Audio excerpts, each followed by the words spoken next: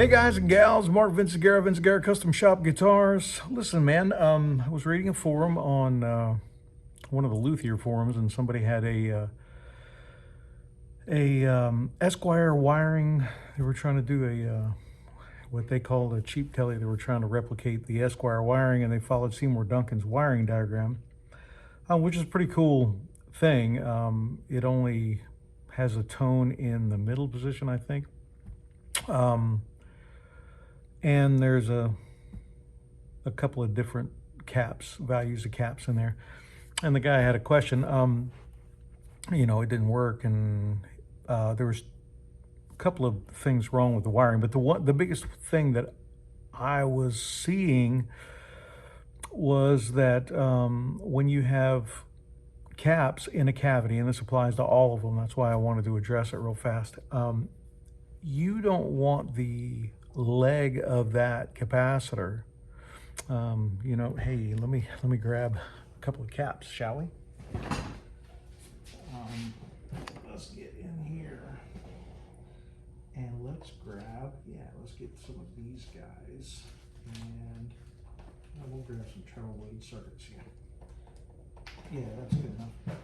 Okay, and anyway, let's do that and get back over here. And so basically, you don't want to leave your caps any longer than you have to, the legs on the caps, because they are uber long, and if you let them short out on something, that's just going to be jacked up. Let me see here. I got some of those smaller spray orange drops, but you see how long the legs are. So cut the legs off, first of all, as short as you can. But even if you have them on the back of a pot, again, let me grab said pot.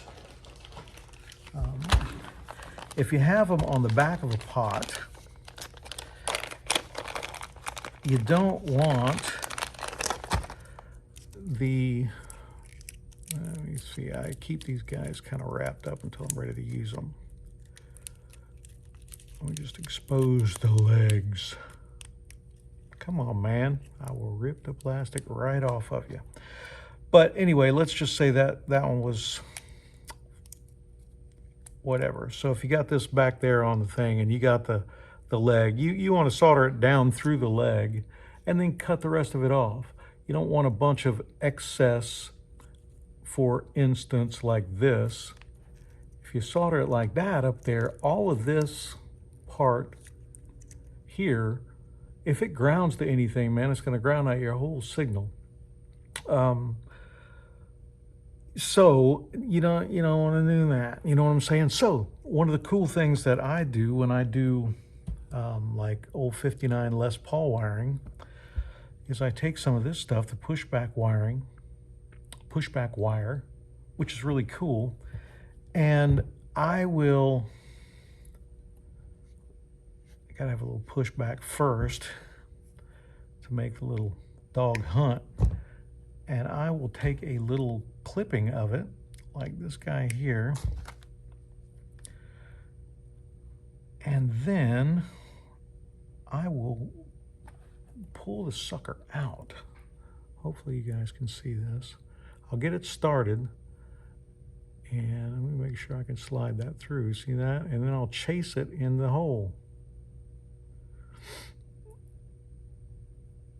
And basically just push it on through and push this wire out. Okay, so now I've got a really cool fabric insulator. I hope you can see that.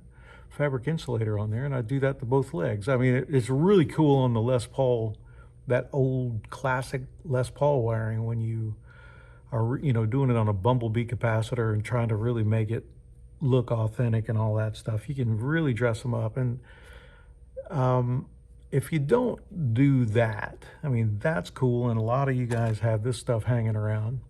If you don't do that, I would take some heat shrink for sure and just cut a little piece off and slide it over there. You don't have to shrink it in. Some of it's going to shrink back when you solder the connection, but cover up your legs. All right, capiche? Paisan. All right, that's it. That was my tip of the day. Cover your legs. All right. Peace out. This is Mark Vinciguerra, Vinciguerra Custom Shop Guitars.